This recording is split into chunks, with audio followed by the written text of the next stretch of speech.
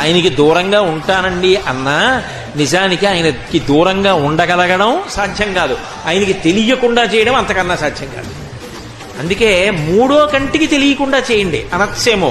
మూడో కంటికి అంటే నా రెండు కళ్ళకి తప్ప, మూడో కన్ను అంటే పక్కవాడు ఒక్క కన్నుతో కూడా చూడడానికి వీలు లేకుండా నేను ఏమైనా చేయొచ్చేమో. మూడు కన్నులు ఉన్నవాడికి తెలియకుండా చేయడం మాత్రం ఎవరికీ సాధ్యం కాదు.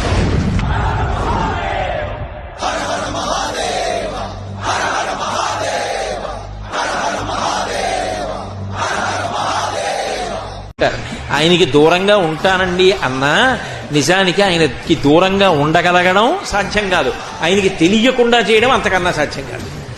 అందుకే మూడో కంటికి తెలియకుండా చేయండి అనొచ్చేమో. మూడో కంటికి అంటే నా రెండు కళ్ళకి తప్ప, మూడో కన్ను అంటే పక్కవాడు ఒక్క కన్నుతో కూడా చూడడానికి వీలు లేకుండా నేను ఏమైనా చేయొచ్చేమో. మూడు కన్నులు ఉన్నవాడికి తెలియకుండా చేయడం మాత్రం ఎవరికీ సాధ్యం కాదు.